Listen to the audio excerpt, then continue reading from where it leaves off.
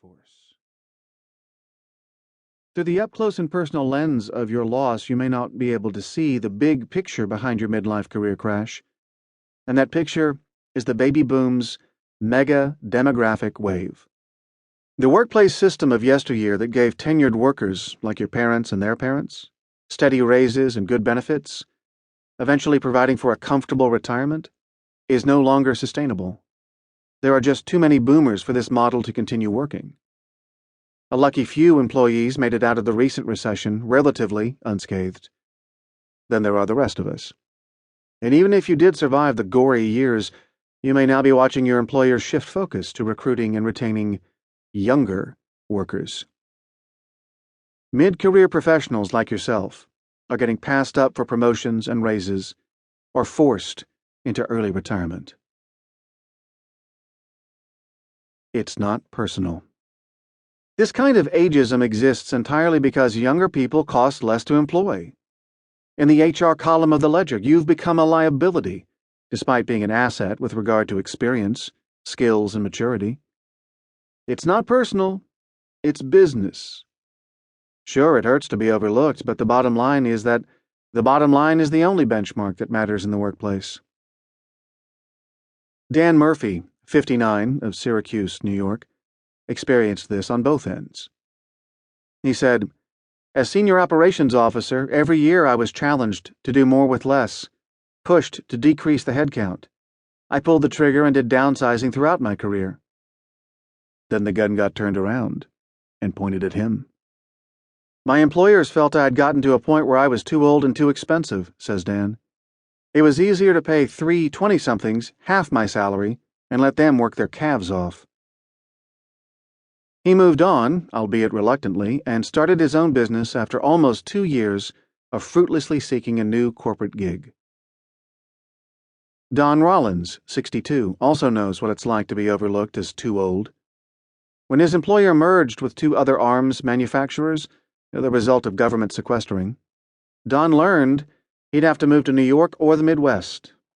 He didn't want to leave his native Florida, so he gave up his job as director of operations and did what all corporate lawyers do, started interviewing, he says. It didn't go so well. They saw my gray hair and read my resume with my 30 years experience. Then I'd go to the interview, and I could feel them thinking, how much runway does this guy have left? Don's age turned out to be a blessing in disguise.